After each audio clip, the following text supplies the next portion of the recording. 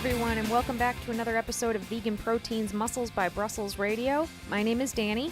And my name is Giacomo. And this is our 20th episode. We made it.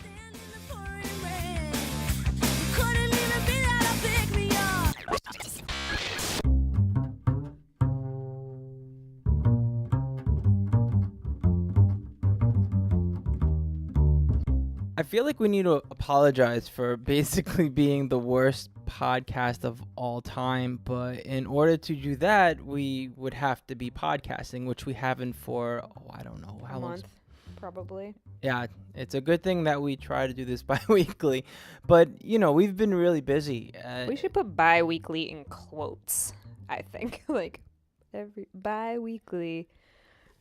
It kind of reminds me of, like, I don't know if you've ever seen the Bro Science Life YouTube channel with Dom Mazzetti. It's just what it used to be like new videos every Friday, and now it's like new videos when I can. Or like, or new videos when I feel like it. Yeah. Okay, well, it's not when we feel like it because we do want to get these out more regularly. It's just things have been crazy, Giacomo. What's been going on? Well, major life changes for one. We got eloped. Do you get eloped or do you just elope? You don't get eloped. I don't know. I guess I never thought about it. We eloped, basically. Woo! So we got married on October 3rd at Winslow Farm Animal Sanctuary in Norton, Mass. And we had been planning it for probably about a month or so. I would say we planned the whole thing in about maybe 5 weeks and just kept everything super, super hush-hush because that's what an elopement is. And we just invited our immediate families. So there was like 12 people there total. And it was really cool to have the ceremony at a farm sanctuary. It was kind of everything that I imagined it would be. I mean, aside from the fact that we were in the middle of a hurricane, outside of hurricane season, and it was frigid cold. It didn't rain, so that was good. It didn't rain. No. It didn't rain, but it was very, very, very cold. But it was an awesome day, and we got to show the animals to our families, and the money we paid for the quote-unquote venue went instead to this farm sanctuary where the animals are very, very well taken care of, and it's just a beautiful place. And it was really, really awesome. And I'm so not the type of girl who's like, oh my God, I got married. But it was actually a lot cooler than I thought it was going to be. Yeah, I mean, it was really nice. I actually, as excited as I was to get married and felt that it was the right thing and the right move right now, I didn't think that I would feel any different afterwards. Yeah, I mean, we've been together for over 7 years, and we've been engaged for like 3.5 of those 7 years. I mean, what does it really change? It just basically puts a title on your relationship, but your relationship is actually what is the bond that keeps you together, that you've been growing after all these years. So now all of a sudden you say I do and things change. But no, I mean, I think just being able to take the time to honor your love for one another and share that with others. Oh my God, you're so cheesy. You know that I'm a hopeless romantic. I don't know. I'm a sap. Whatever. Point of the matter is that it feels really nice. It feels like we just reignited the spark all over again, like it was day one. Oh, gross. Whatever. So that took a lot of planning and a lot of time and energy, even for a small wedding. Like, kudos to those of you who have real weddings, because I don't know how on earth people are able to pull that shit off, because this was intense enough for me. I'll say. But then we went away on our honeymoon, which we actually went up to Maine. Giacomo had pretty much never been to Maine in his adult life, so we went up there, this little coastal town, and we stayed at a bed and breakfast in Camden, Maine called the Windward House. And it's this really nice couple that owns this house, and the reason we chose it is because they were one of the only bed and breakfasts that I could find on this side of the country that actually catered to vegans. They said they had, vegan options and such on their breakfast menu, and almost their whole breakfast menu was vegan. We had literally some of the best breakfasts I've ever had was on that honeymoon. Well, personally, I loved the breakfast at the bed and breakfast, but my favorite time of the day was cookie time, because you could count on it. midday, every single day we were there were different vegan cookies out for you to grab, and you could have as many of them as you wanted. And Giacomo had as many of them as he wanted. Didn't matter where we were in the middle of the day. We could have been half an hour away. We could have been a shop. Danny, it's time to go. We have to get back to the bed and breakfast. It's cookie time. It's cookie time. I just think that everyone should make it a ritual to make cookies in the middle of the day and have a different one every day. I can't think of a better thing. But as it turned out, we assumed that since Camden, Maine had this like awesome, super vegan friendly bed and breakfast, that it would be a pretty vegan friendly area, but it actually really wasn't. It was super, super seafood heavy, which makes sense. It's a coastal town in Maine, duh. So it was like lobster everything. We were lucky enough to find a couple places that were able to make us vegan food, which was nice, but were by no means even vegetarian. Well, here's the weird thing about that is the fact that, yeah, it was not a very vegan-friendly place. However, it just so happens that what was about maybe a 30-minute drive from where we were staying was literally the best vegan restaurant that I can't speak for you, but that I've ever been to. No, same. It was the best vegan food I've ever had, including restaurants in New York City and Portland, Oregon, and Los Angeles. This was the best vegan food ever. The restaurant is called The Gothic, and it's in Belfast, Maine, literally the middle of nowhere. And it's this tiny little restaurant in a sort of kind of touristy, kind of grungy town, somewhere in between there. And man, it was good. It was just insanely good. It was like a tasting menu. Like, I couldn't understand the menu. It was like, what is this, an appetizer? Is this an entree? I don't know. But all of the plates were meant to be shared. And just everything, the flavors were so incredibly put together. It was just mind-blowing. Like, a lot of love went into that. And we will definitely make the trip back up there at some point to go there again, because it's crazy good. If you ever get a chance, if you're ever stuck in Maine, make the trip out to the Gothic in Belfast. Apparently they do brunch too. Incredible. I so much so that we had to actually look up who was the mastermind behind this, because like, how do we travel so much and we've never come across this chef or anything like this anywhere? You know, it blew my mind for sure. And I realized when I started to look into it a little more, it's Matthew Kenny whose restaurant that it is. And he owns a whole bunch of raw food restaurants. He owns a lot of restaurants, but they're all raw. Except for this one place. This is the only cooked food restaurant that he has. And, geez, I'm really glad he branched out into that, cooking stuff. Those people. Because it was really, really fantastic. So anyway, the really cool thing about the honeymoon, I mean, it was only 6 days or something like that. Not it was even 5, by no stretch like a long honeymoon. But we turned off all of our social media completely, logged out of everything, all notifications, didn't check our email, and we just got to unplug and punch out, so to speak, for the first time ever since we met. Didn't feel right. It took a couple days, actually, of getting used to, like, well, what do I do if I'm not working? I don't know. What do we do? So we slept pretty much for the whole first day. It was amazing. It was kind of funny, actually, because the first day we thought we had logged out of all of our accounts, and then our phone's like, no, you're still getting these notifications. And I think it took about a day just to shut off all the notifications, actually. That in and of itself is eye-opening. Yeah, it is. It was a really interesting learning experience, and just how refreshed we felt at the end of it really sort of taught us or reminded us or whatever, that it's really, really important to take time away from your work just for your own sanity. And that's kind of what we're going to be talking about today. Not taking breaks for your sanity, but just, Giacomo and I, we have lived together basically since we met. We work together. We train together. We do everything together. We are almost never apart. And a lot of people wonder, how the hell can you guys stand to be together all the time? So today's episode's going to be about, mostly training together, but also working together and just how to sort of coexist with somebody to get shit done, because that's basically what we do. So About 3 years ago, we had decided to start training consistently again. And I don't just consistently. I mean with a plan and a goal in mind and going all out.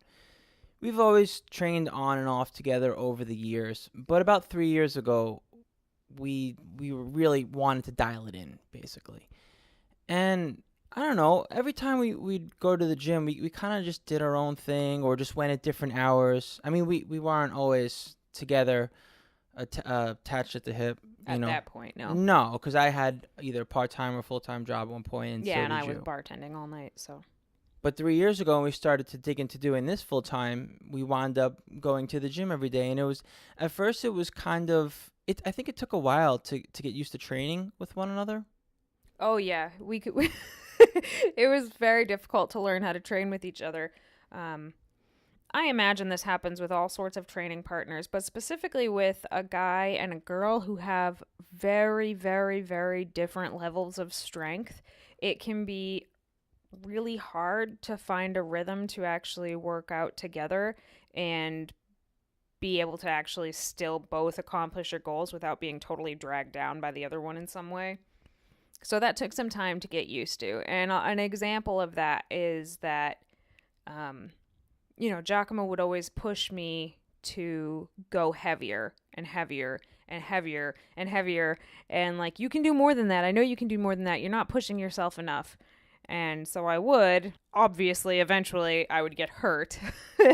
So we had to find a way to sort of, realize when I had different limits than he had. He obviously could go much, much heavier, but for me, that was all I could do at the time. Well, the difference also has to do with like you said, the rate of change, how fast you progress intra-workout and from workout to workout and over time in general, because a 2.5 pound increase, or I guess a 5 pound increase, say you were adding more plates on to progress in weight, that would be a lot different for a woman compared to a man, at any level, basically.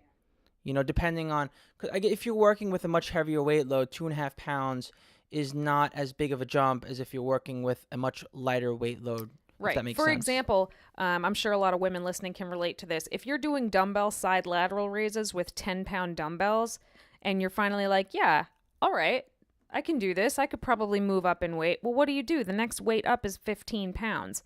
The difference between doing side lateral raises with 10 pounds and 15 pounds for a female, most females, it's going to be pretty significant. I mean, it's only 5 pounds, but it's also 150% of what you've been lifting. So, for a guy, if I was bench pressing something, I would maybe want to go up by a couple pounds when I felt comfortable with the weight I was doing. Whereas, a guy will go up by 10 pounds, but an extra 10 pounds for me would have been insane. But it was good to have Giacomo pushing me in a lot of ways because, there were times where I just wasn't challenging myself and I didn't know what it felt like to train really intensely. And I find this in a lot of people, they think they're going beast mode, but it's like they don't even know what that feels like yet. And that's where I was. I thought that I was going really, really hard, but I had no idea just how hard I could actually go. And then in other ways, Danny helped me immensely in ways that I could never possibly. I mean, I just didn't figure it out on my own. I can't say that other guys would or wouldn't. For me, though, I guess having an easier time getting stronger, it's easier for me to continue to push, and fall into the trap where I'm not just doing cheater reps at the last 1 or 2 or 3 reps of a 10-rep set, but I'm literally doing it for the entire exercise and cheating myself. Whereas I noticed Danny, her technique is actually spot on. And that's something that I guess I never really thought about because I'm like, okay, I can continue to get stronger even without having picture perfect form. But Danny, she had it and has it dialed in. And it really has made a big difference over the years. Having you, at first I got pissed off. He got so pissed off. I'm like, no, I want gains. It's all about lifting the most weight in the gym, and I'm the alpha male walking around, and I need to have the strongest of everything. And it couldn't be the furthest thing from the truth. Some examples were when he would bench press, he'd load the weight up, but he'd only come about halfway down. And I'd be like, well, why don't you just get a full range of motion going there? And he'd say, oh, well, my shoulder hurts, so I don't do that. Yeah, I mean, I was working from an injury, and I didn't believe that I could rehab. But likewise with like lat pull downs, he'd like lean way, way back every time he'd sort of yank the weight down, for lack of a better term. And I'd say, well, why don't you just try and stay upright? And he'd say, well, I can't stay upright. I just can't do it. And I said, why don't you just lower the weight and stay upright and do it properly? And, first he'd get really pissed off, but the more and more he did it, the more he realized that it was much more beneficial, because then he was actually hitting the muscles that he was intending to hit instead of just cheating the weight down with his muscles that were already stronger and taking over. And in turn, he's grown a lot. He may not be the guy, grunting up the most weight in the gym all the time, but by taking a step back and reworking his form, and then after the form was down, then working the weights back up again, he's made significant physique and strength gains. And don't get me wrong, there's levels to this, and it's all relative. I mean, it's not like I was the guy swinging weights wildly, No. whereas everyone was looking at me saying, that idiot's going to injure himself, and what the hell is he doing? But I'm talking about little changes that can make a big difference, and by tweaking your form to make it just right and progressing slowly with how much you're adding as far as resistance is concerned with your weight load, it can make so much more of a big difference. Like Danny said, I used to just think that there are certain body parts of me that wouldn't grow because they were genetically hard to grow, and that was true to an extent.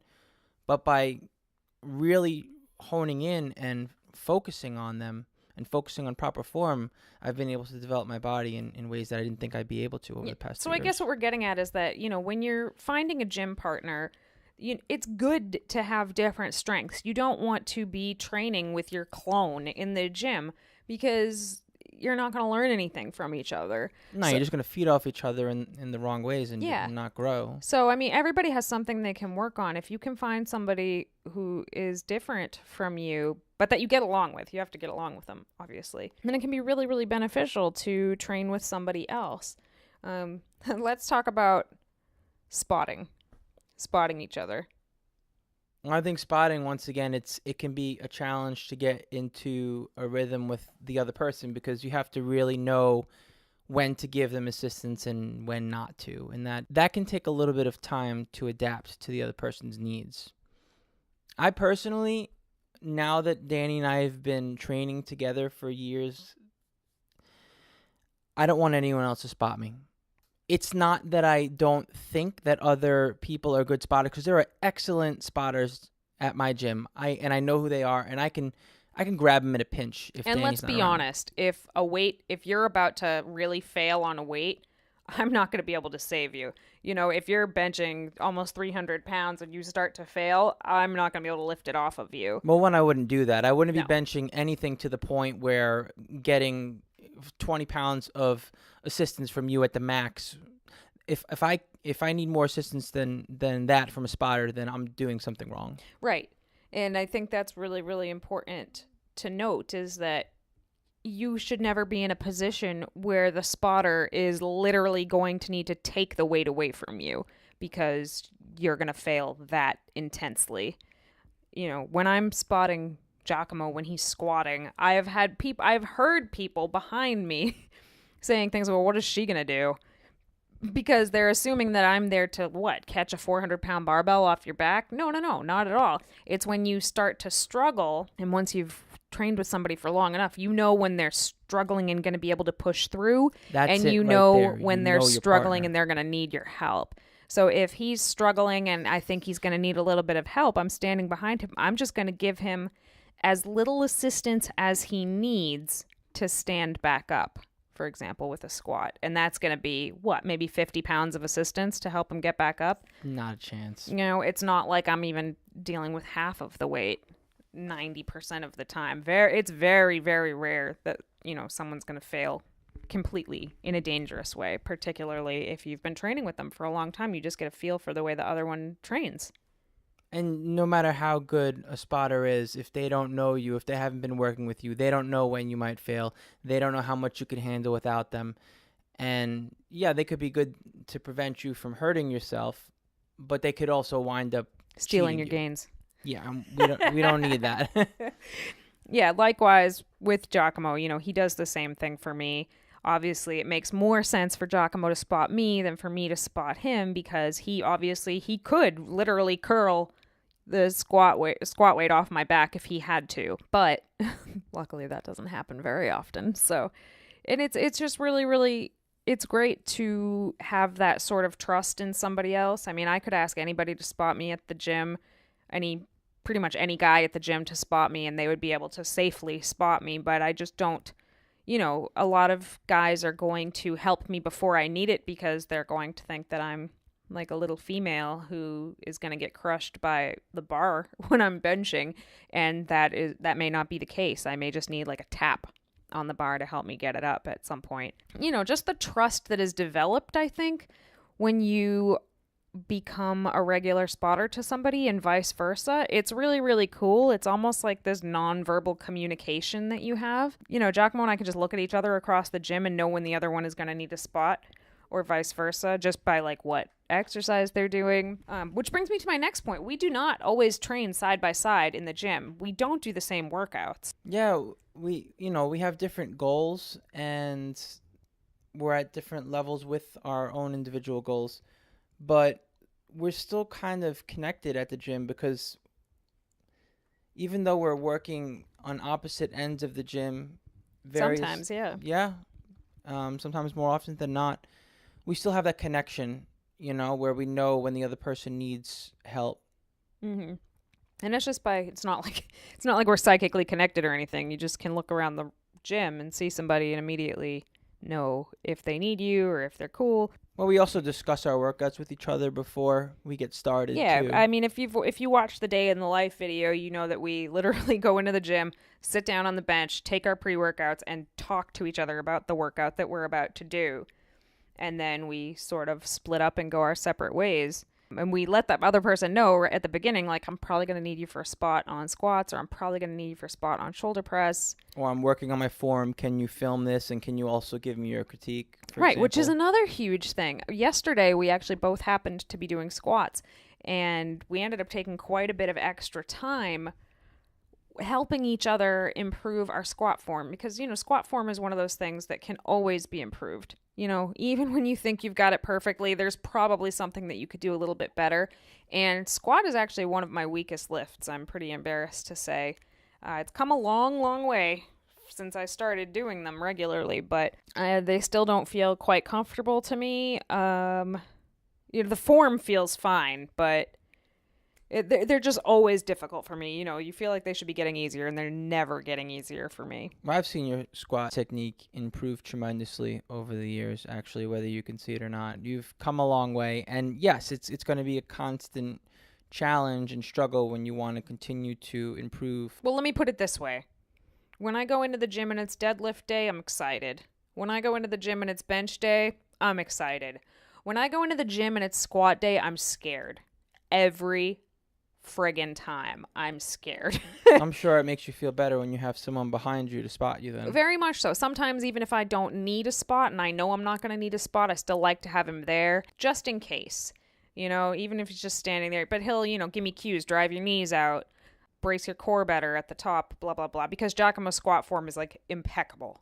It's like he just naturally has the ability to squat perfectly. High bar squats, ass to grass.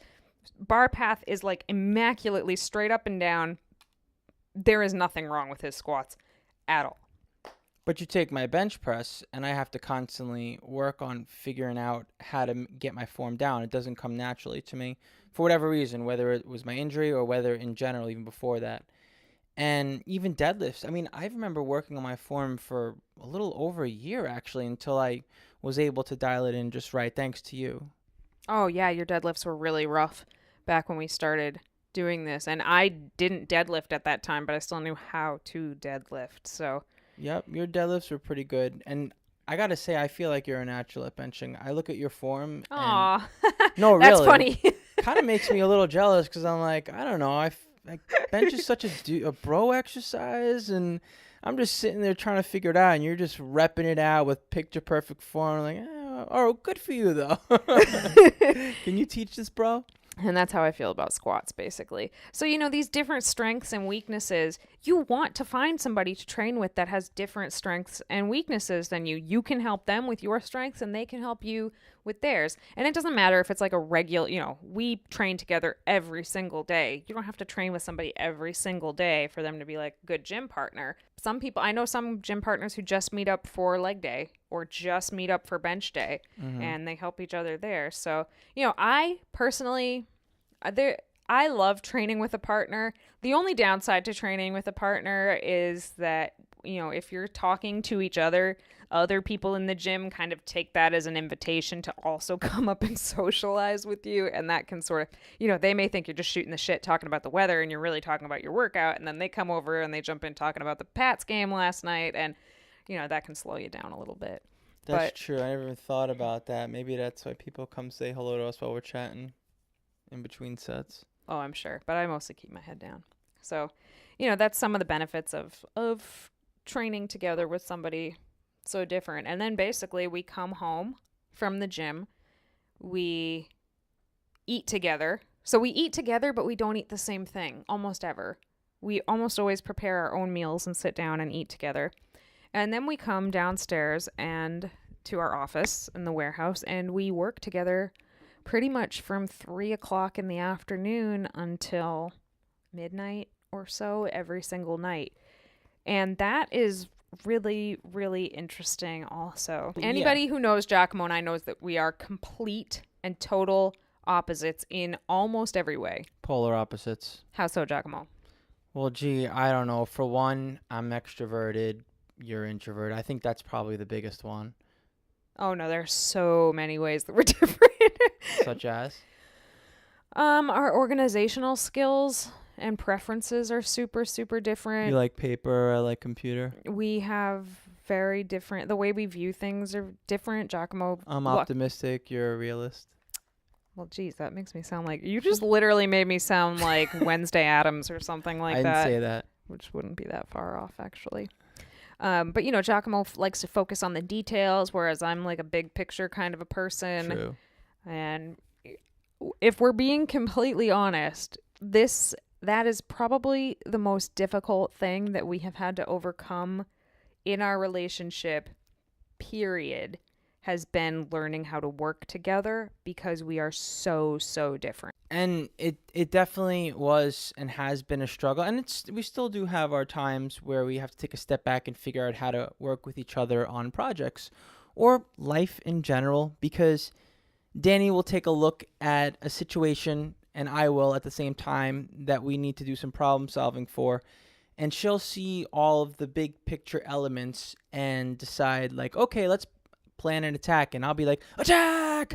Let's do this and that and this and that and that and this all at once. And it'll just all get done. And Danny's like, no, you're just sitting there in your hamster wheel causing more problems. And God, if we could just do this together. And I'm like, but we can only do it together if we're, tackling it head on, doing. It just doesn't work like that. That's just not, it became a challenge to figure out how to do things together.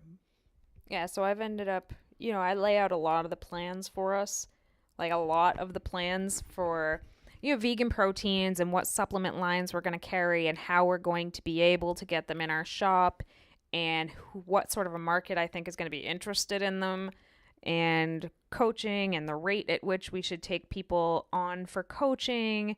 And I am the 5-year plan gal and I lay everything out in advance. But truthfully, if left to my own devices, I don't necessarily know if any of it would happen because I can write plans out for everything forever. That's kind of why I really like coaching, is because it's literally just me making plans for people over and over and over and over again, and then going back and checking at the plans and looking at progress and updating the plans and talking to people about the plans. And I'm a planner, clearly. Whereas, Giacomo is a doer.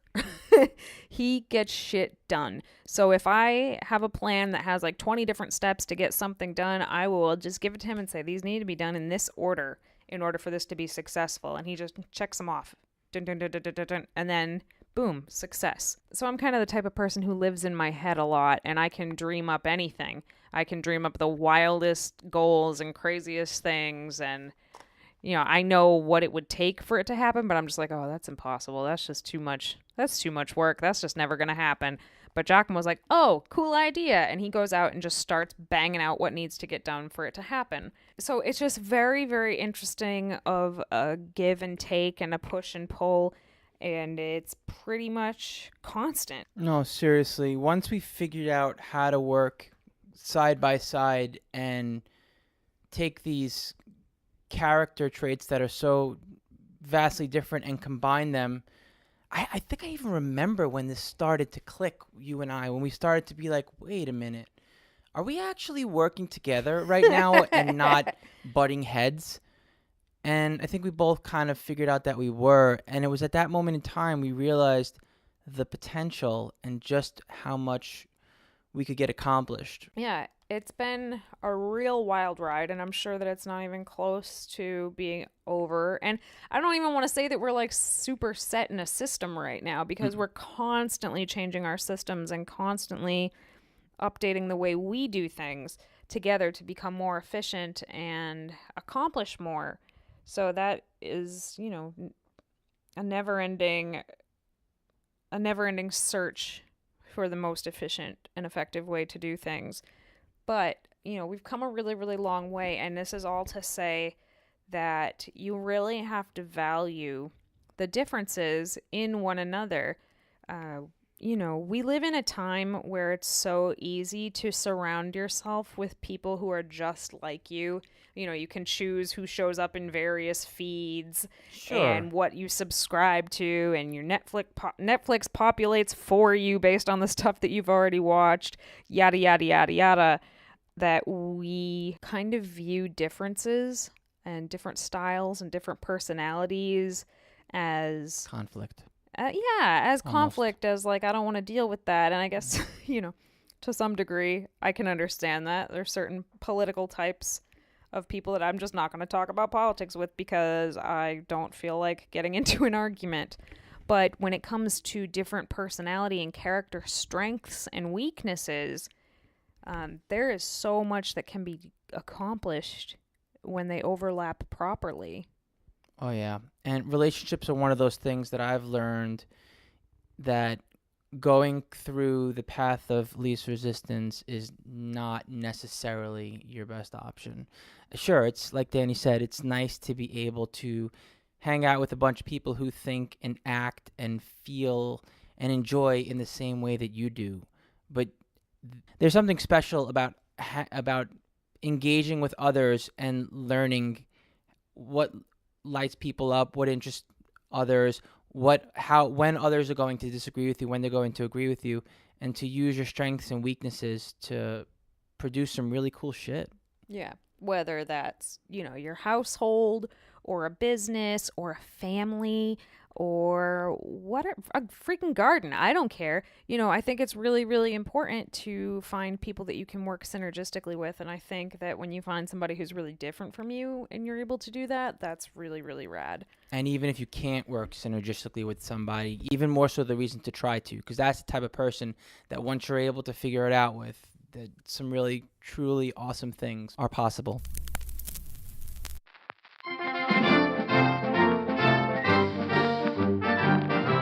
Moving on to our product review of the week. This week we are reviewing a book called Vegan Ventures: Start and Grow an Ethical Business by Katrina Fox.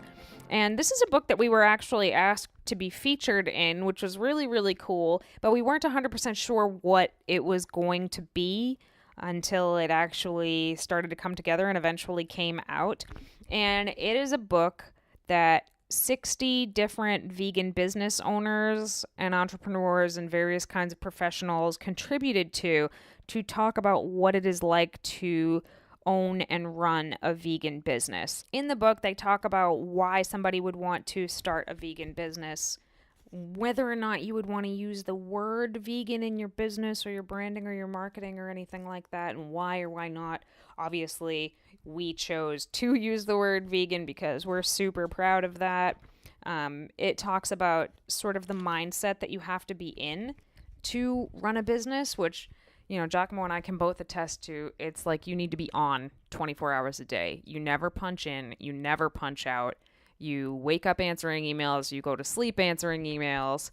You don't get any real breaks, because any break you have, you're just thinking about work and developing your business. And it takes a really, really special kind of mindset to figure out how to do this successfully and also authentically.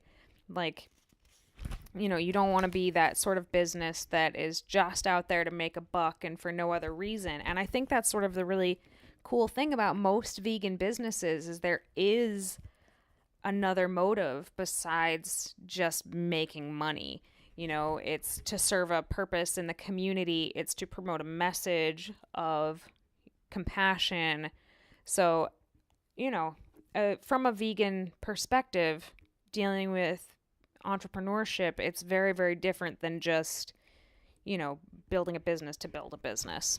It talks a little bit more about like what we talked about today, having relationships in business and starting businesses with people, branding, marketing as a vegan, social media marketing, and, that's pretty much taken over marketing in the past couple of years in general. Like social media is everything as business these days, and the internet is everything as a business these days. So it talks quite a bit about that, various types of PR. And some of the people who contributed to this book were like the founders of Tofurkey and Candle Cafe and Dr. Cow, which is those new cheeses that I haven't even had a chance to try them yet, but I heard that they're incredible. Zet Shoes, obviously us. Eco Vegan Gal, who's another great one, and she's got a lot of great tips for entrepreneurs and vegan business people. So I know that, the vegan business is booming right now, and a lot of people are, people who have been longtime vegans at this point, they're getting more into these ideas of starting businesses that revolve around their lifestyle and their ethics and help to promote that lifestyle to other people as well. So if that's something that has ever interested you in any way, I totally recommend checking out this book. It's a really, really good read, and there's nothing else out there like it. You can buy a business book anywhere and you can buy a vegan cookbook anywhere, but there's nowhere where you get both of these sort of sides together as one. So it's called Vegan Ventures, Start and Grow an Ethical Business by Katrina Fox, and we will try to put a link on the show notes for this.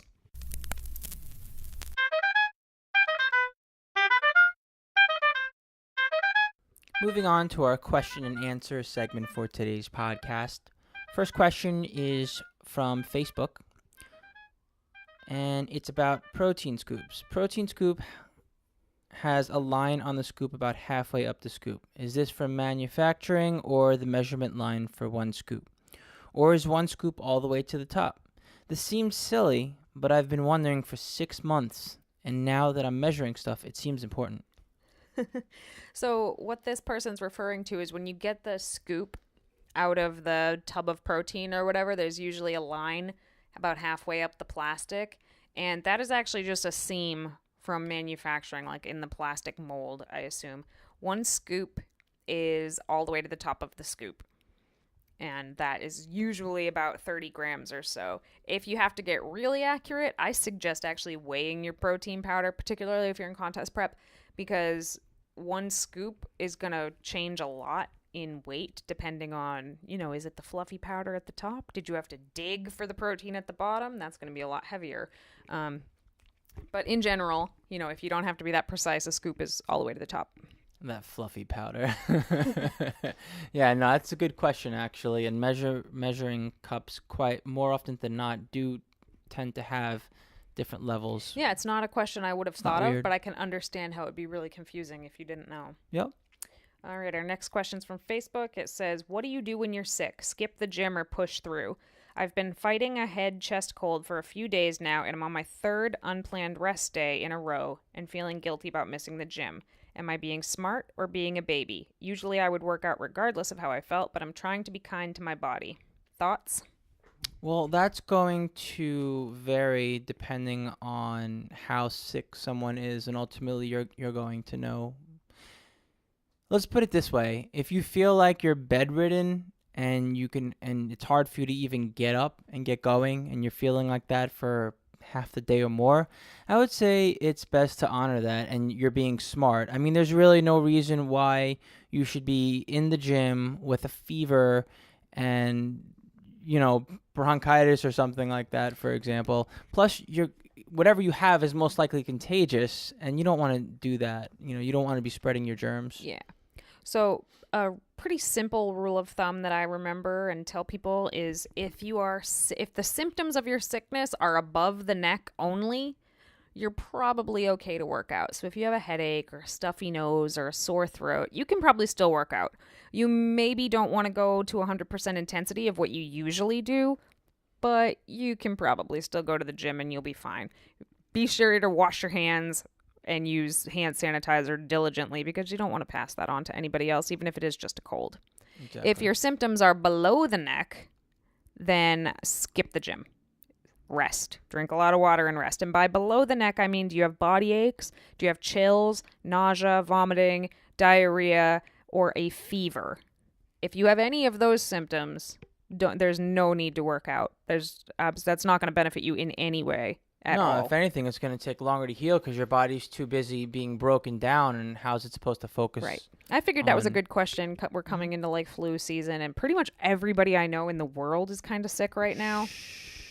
Well, I got pretty sick like a week ago, which is just another reason why this podcast is 2 weeks late. Here it is. All right. This is on Facebook as well. How do people incorporate alcoholic beverages into their macros? I like to enjoy an occasional beverage and was wondering what other people do. So this is a really good question, and a question that I kind of get a fair amount during coaching. So first of all, I don't recommend drinking, one glass of red wine a day or whatever. I believe in moderation. So if that's something that you really want to do, that's fine. But I never recommend drinking because it inhibits fat loss and it inhibits muscle growth immensely. So that's my little aside there. However, if it's a special occasion and you want to have a drink and you're trying to stay on top of your macros, what I would do is first look up what the drink is in MyFitnessPal or something similar, because they're all a little bit different. Beer, 12-ounce beer, so like a bottle of beer, can range anywhere from like 70 calories in a Mick Ultra or something up to, 250 calories for, a heavier beer. And you're going to have to forgive me if some of the names I'm saying are not vegan. I don't drink, so I'm not familiar with what drinks are and aren't vegan. But I know that a lot of beer is not vegan because it has isinglass in it. So check that out. There's, what's the name of that app? Barnivore. If you're curious to know what beer is vegan, download the Barnivore app and it'll tell you. So beer can range from, wildly in calories. Wine can range quite a bit too. So, a 4-ounce glass of wine is anywhere from 90 calories to 150 calories, depending on how sweet it is. And then spirits are mostly about the same, actually. So like rum, vodka, whiskey, they're all about the same, but generally they're mixed with something. Is it mixed with diet soda? Is it mixed with cranberry juice? That's going to make a huge difference in the calories there. So what I would do is I would look up the calories in the drink, and if it is just a straight alcohol like beer or wine or a hard liquor, I would take the number of calories and divide it by 7. Every gram of alcohol has 7 calories. So if you're familiar with macros, you know that carbs and protein each have 4 calories per gram. Fat has 9 calories per gram. Alcohol has 7 calories per gram. So I would divide it by 7, and obviously since we don't usually have alcohol macros, I would take the number of grams. So let's say that it's a small glass of wine or it's a shot of rum. Let's say it's a shot of vodka and it has 70 calories. So that comes out to be 10 grams of alcohol. I would either take that and count it towards, my carbs personally. Some people do count it towards their fat goals, but it's closer in structure to a carbohydrate, so I would count it towards carbs personally. That was a really, really long way of saying alcohol has 7 calories per gram, count it towards your carbs. Right. And it's, if you're someone who drinks very infrequently, I don't really think you need to overstress any of this anyhow. You know what I mean? If you're having one drink every 3 or 4 months, you want to count half of it as fat, half of it as carbs, for example, and just take a guesstimate on the calories based on something that looks like in MyFitnessPal. Don't stress over that. Well, I'll tell you one thing. If you do look up certain drinks in MyFitnessPal, it'll give you the calories, but it will say 0 carbs, 0 fat, 0 protein. Because it's alcohol. So we don't account for alcohol generally in nutrition labels. So wait, so you're telling me that you don't give your clients alcohol macros? Okay. Don't. Yeah. I'm a terrible person. I don't know what to say. Just pushing my beliefs on everybody. Oh, goodness. I'm not like identified as straight edge. I just happen to not drink. But obviously I was a bartender for a really long time, so I know quite a bit about drinking and alcohol and the stuff like that. So that's my suggestion. Avoid drinking when you can. If you have to go out and you feel like you have to drink because of whatever social situation and you want to pick the best quote unquote best choice, meaning without the empty calories of a mixer or what have you, white wine spritzer is a great way to go. That is literally a white wine, half soda water in a glass with ice. So it's a little bit bubbly. Splash of cran in there makes it pretty good too. And the other thing you can do is order liquor and diet.